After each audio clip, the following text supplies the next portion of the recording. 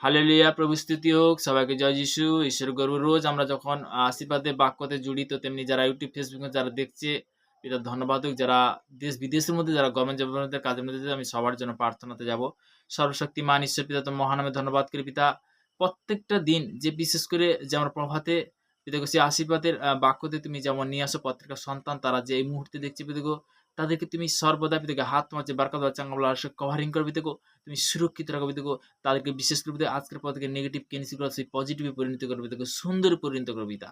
পিতাকে সর্বদা আমি মুহূর্তে প্রার্থনা করছি পিতাগো, যে ভারতবর্ষের বিভিন্ন প্রান্তে যারা বিশেষ করে যে হাসপাতালে যারা পীড়িত ব্যক্তি, অসুস্থ ব্যক্তি রয়েছে, বিভিন্নভাবে রয়েছে পিতাগো, হয়তো দেশ বিদেশের মধ্যে হয়তো অনেক সন্তান রয়েছে পিতাগো, আমি তাদের জন্য প্রার্থনা করছি। যারা এই মুহূর্তে দেখছে পিতাকে সর্বদাই এই মুহূর্তে আর প্রার্থনা করছি পিতাগো, যে বিশেষ করে যারা ভারতবর্ষের বিভিন্ন দেশের মধ্যে যারা গভর্নমেন্ট জবের কাজের মধ্যে রয়েছে, আমি সর্বদাই প্রত্যেকটা দেশে নিয়ে প্রার্থনা করি। কেরালা, তামিলনাড়ু, হায়দ্রাবাদ, অন্ধ্রপ্রদেশ, মধ্যপ্রদেশ, বোম্বাই, পুনা, গোয়া, পাঞ্জাব, হরিয়ানা, দিল্লি, নিউ দিল্লি, চণ্ডীগড়, কলকাতা এবং সাউদি ব্রাঞ্চ কভারিং করে পিতাগো, সর্বদাই মুহূর্তে প্রার্থনা করছি পিতাগো। Germany, France, Italy, Portugal, Brazil, Argentina ও Saudi Arabia, Kuwait, Qatar, Malaysia, Thailand, Hong Kong, Bangkok, covering করে পিতাগো। প্রত্যেকটা দেশ বিদেশের মধ্যে যারা গভর্নমেন্ট জবের মধ্যে কাজের মধ্যে রয়েছে, তাদেরকে তুমি কভার করো, তুমি সুরক্ষিত রাখো পিতাগো।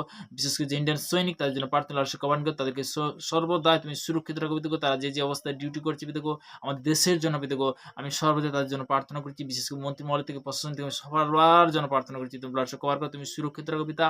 যারা প্রত্যেকদিন রোজ যে আশীর্বাদের বাক্য, আশীর্বাদের বচনে তারা জুটছে পিতাগো, তাদেরকে আশীর্বাদে পরিণত করো। 2025 সাল 2026 সাল অ্যাডভান্স তাদেরকে তুমি আশীর্বাদ করো, কৃপা করো পিতা। তুমি মঙ্গলময় ঈশ্বর পিতা, তুমি সর্বশক্তিমান ঈশ্বর পিতা। আজকের এই মুহূর্তে এই প্রার্থনার জন্য অসংখ্য ধন্যবাদ করি পিতা। পিতা, পুত্র, পবিত্র আত্মার নাম থেকে চাইলাম, আমেন, আমেন, আমেন, হালেলুয়া। তো তেমনি সর্বদা বলতে কি আজকের আমরা যে পিতার আরাধনাতে আসতে পেরেছি, যে এক রাজা বলি তার 3, 5 এবং 6 যাব। 5 এবং 6। গিয়া সদাবু রাত্রিকালে স্বপ্নযোগে সলমনকে দর্শন দেন। ঈশ্বর কহিলেন, যাচ্ছা করো, আমি তোমাকে কি দেব? সলমান কহিলেন, তোমার দাস আমার পিতা। সলমন বলল যে তোমার দাস আমার কি পিতা দাউদ সত্য, ধার্মিকতা ও তোমার উদ্দেশ্যে হৃদয়ে সরলতায় তোমার প্রতি অনুরূপ মহা প্রদর্শন করিয়াছেন, আর তাহারা প্রতি এই মহাদয়া করিয়াছ যে তাহার সিংহাসনে বসিবার জন্য এবং পুত্র তাহাকে দিয়াছ, যেমন অদ্য রহিয়াছে। হালেলুয়া। তো তেমনি বলতে কি যে দাউদ তার একমাত্র পুত্রকে বলতে কি মৃত্যুর সময় সে বলে গেছিল, মরণকালে যে কি বলেছে, ভালো উপদেশ দিয়ে গেছিল। তার বাবা বলেছিল যে কোনো সময় তুমি পিতা পরমেশ্বর কাছে বুদ্ধি চাইবে, কিন্তু তিনি কি তোমাকে সবসময় বিপদ থেকে কি করবে? উদ্ধার করবে। তো তেমনি বলতে কি তার পিতার আজ্ঞা অনুসারে সে কিন্তু পিতা পরমেশ্বর যখন বলতে কি যখন স্বপ্নের ড্রিঙ্কসে দেখা হলো, তখন বলতে কি সে সলমান কিন্তু এটা মুখে বলতে, সলমান বহুত চালাক বুদ্ধিমতী লোক। তো তেমনি এখানে প্রভুর বচন হচ্ছে 10-এ, তখন প্রভু দৃষ্টিতে যাহা সন্তুষ্টি তুষ্টিকর। 10-এ 10, 11, 12, 13 ওই 3-এর 3-এর 5 হয়ে যাওয়ার পরে আবার 10, 12, 13, 10 থেকে 13 পর্যন্ত, ঠিক আছে? মানে ওই এক রাজা বলি, তখন প্রভু দৃষ্টিতে তাহার সন্তুষ্টিকর হইল যে সলমান এই বিষয় যাচ্ছা করিলেন, আর ঈশ্বর তাহাকে কহিলেন, তুমি এই বিষয়ে যাচ্ছা করিয়াছ, আপনার জন্য দীর্ঘ আয়ু যাচ্ছা করো নাই। আমরা সত্যি কথা বলতে কি যে ঈশ্বরের সন্তান অনেক ব্যক্তি আছে। তো তেমনি বলতে কি যে আমি আজকে শেয়ার করছি, কেন অনেক ব্যক্তি দেখবে মৃত্যু দিবসটা পালন করে, কিন্তু জন্মদিনটা কেউ পালন করে? জন্মদিন পালন করার মধ্যে কিন্তু অনেক জিনিস আছে, সেটা দীর্ঘ আয়ু বাড়ায়। তো তেমনি বলতে কি পিতা পরমেশ্বরের ধন্যবাদ, আয়ুর জন্য কিন্তু প্রার্থনা করা অবশ্যই দরকার। কিন্তু এখানে প্রভুর বচন বলছে যে এখানে যে আয়ুর বিষয় বলতে অবশ্যই তোমাকে প্রার্থনা করার দরকার, অবশ্যই আয়ুর বিষয়ে প্রার্থনা করার দরকার, পিতার কাছে চাওয়া দরকার। এখানে বলছে এবং আপন শত্রুগণের প্রাণ যাচ্ছা করো নাই। বলছে আপন শত্রুগণেরও প্রাণ যাচ্ছা করো, মানে শত্রুর জন্য তুমি প্রার্থনা করোনি, পিতার কাছে চাওনি। কিন্তু বিচারের শ্রবণাতে আপনার জন্য বুদ্ধি যাচ্ছা করিয়াছ। বলছে তুমি কি তুমি যদি আয়ু যদি না চাও, তুমি জীবিত থাকলে তো তুমি যা বলতে কি যে মানে রাজ সিংহাসন বুঝতে পারবে, বুঝতে পারছো? তোমাকে যে সিংহাসনটা দেওয়া হবে, যে চেয়ারটা দেওয়া হবে, তুমি যদি জীবিত থাকো তো তবে যে বুঝতে পারবে। কিন্তু স্বয়ং ঈশ্বর বলছে। তো তেমনি বলতে কি নেক্সট কি বলছে, যে তুমি ঐশ্বর্যের জন্য তুমি চাওনি। হালেলুয়া। এখানে বলছে যে ঐশ্বর্যের জন্য তুমি যাচ্ছা করো নাই, তুমি শত্রুদেরও বলতে কি প্রাণ যাচ্ছা করো নাই, শত্রুদের জন্য প্রাণও তুমি যাচ্ছা করো নাই, পরিষ্কার লেখা আছে। কিন্তু বিচারের শ্রবণাতে আপনার জন্য বুদ্ধি যাচ্ছা করিয়াছ। এবং এই কারণ দেখো আমি তোমার বাক্য অনুসারেই করিলাম। দেখো আমি তোমাকে এমন জ্ঞানশালী ও বুঝিবার চিত্ত দিলাম যে তোমার পূর্বে তোমার তুল্য কেহু হয় নাই, এবং পরেও তোমার তুল্য কেহু উৎপন্ন হইবে না। হালেলুয়া। বলছে যে তুমি যেটা চাহাত করনি, যেটা তুমি মুখে বলনি, আমি যেটা দিলাম বলতে কি আজও পর্যন্ত কারোর মধ্যে সেটা নেই। হালেলুয়া। প্রভু স্তুতি হোক।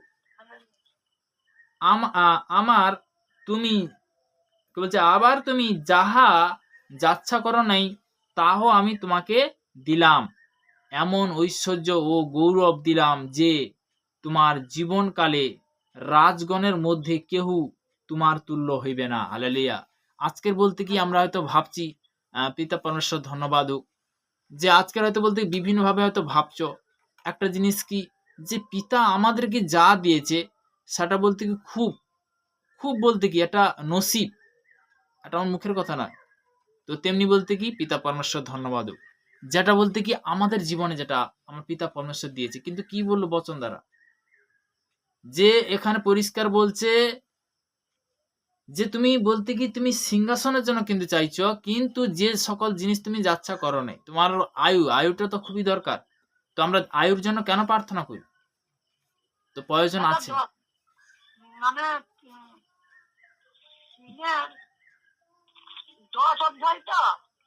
হ্যাঁ, 3:10 থেকে একদম বলতে কি 13 পদ পর্যন্ত। তো আমি পড়ছি বলতে কি বিষয়টা শুনো, পড়া তো হয়ে গেছে। তো তেমনি বলতে কি মানেগুলো বলতে বচন যখন তোমার কানের মধ্যে যাবে তো তো তেমনি বলতে কি তখন জানতে পারবে। হালেলুয়া। প্রভু স্তুতি হোক। তো নেক্সট আমরা বাক্যতে আসবো। ঈশ্বরের গৌরব হোক। প্রকাশিত বাক্য, তার যে আমি অনেক আগে ওই বাক্যটা কিন্তু শেয়ার করেছিলাম, হতে পারে হয়তো বলতে হ্যাঁ এই বাক্য তো সবসময় হয়। তো 3:20 কি বলেছিল প্রভুর বচন, সিংহাসনের বিষয়ে আমি বাক্যতে যাব, যে 3:20 পিতার ধন্যবাদ হোক, যে দেখো আমি দ্বারে দাঁড়িয়ে আছি। প্রকাশিত বাক্য 3:20, দেখো আমি দ্বারে দাঁড়িয়ে আছি ও আঘাত করিতেছি, কেহ যদি আমার রব শুনে ও দ্বার খুলিয়া দেয়, তবে আমি তাহার কাছে প্রবেশ করিব ও তাহার সহিত ভোজন করিব, এবং সেও আমার সহিত ভোজন করিবে। যে জয় করে তাহাকে আমার সিংহাসনে বসিতে দেব, যেমন আমি আপনি জয় করেছি এবং আমার পিতা সহিত তার সিংহাসনে বসিয়াছি। যার কান আছে সে শুনুক আত্মমণ্ডলীকে কি কহিতেছি। হালেলুয়া। প্রভু স্তুতি হোক। তো ঈশ্বরের গৌরব হোক। আজকে সত্যি কথা বলতে কি আমরা জানলাম যে দাউদের সন্তান কে ছিল। হ্যালো, দাউদের সন্তান কে ছিল? সলমান। তো সলমান বলতে কি একজন বুদ্ধিমতী লোক ছিল, কিন্তু তার পিতা তাকে কি শিক্ষা দিয়েছিল, যে যদি কোনোদিন তোমাদের জ্ঞানের অভাব হয় পিতা পরমেশ্বরের কাছে বুদ্ধি চাইবে, পিতার কাছে চাহাত করবে, পিতা তোমাকে সঠিক পথ দেখাবে, পিতা কখনো ঠকাবে না। হালেলুয়া। আজকের বলতে কি আমরা কোনো জগতের বিষয় আমি বলছি না, একটা জিনিস কি যখন পিতার আজ্ঞা অনুসারে যখন চলবে পিতা তখনই আশীর্বাদ করবে। তো তেমনি আশীর্বাদের বাক্য কিন্তু অলরেডি তোমাদেরকে দেওয়া হয়ে গেছে। তো আশীর্বাদের বাক্য আমরা যারা শুনছি অবশ্যই বলতে কি যে আমরা যে অনেক আগে বলতে কি যে 2 বিবরণ তার 28 পদে কি বলছে, যে আমি তোমাদেরকে অর্ধ যে সকল আজ্ঞা আদেশ করিতেছি, বলতে এই মুহূর্তে যে বলছি। অর্ধ বলতে কি বলা যায়, যে আমি যে বলছি যে আমি তোমাদেরকে অর্ধ যে সকল আজ্ঞা আদেশ করিতেছি যত্নপূর্বক কল্যাণ করবার জন্য, যদি তুমি আপন ঈশ্বর সদাপ্রভু রবে মনোযোগ সহকারে কর্ণপাত করো, তবে তোমার ঈশ্বর সদাপ্রভু পৃথিবীর সমস্ত জাতির উপরে উন্নত করবে। তখনই উন্নত করবে সমস্ত পৃথিবীর সমস্ত জাতির উপরে। হালেলুয়া। ঈশ্বরের সন্তানরা, তো তেমনি বলতে কি আমরা প্রার্থনাতে যাব। তো তো তেমনি বলতে কি যে বাক্য থেকে আমরা কি জানলাম আজকের? শুনবে, ধ্যান দিয়ে একটা জিনিস কি মনকে স্থির করে বাক্যটা আমাদেরকে কি করতে হয়? শিক্ষাটাকে অর্জন করতে হয়। শিক্ষা যদি অর্জন করো, সঞ্চয় করো, পিতা কি করবে? আশীর্বাদে পরিণত করবে। শিক্ষা কি করতে হবে?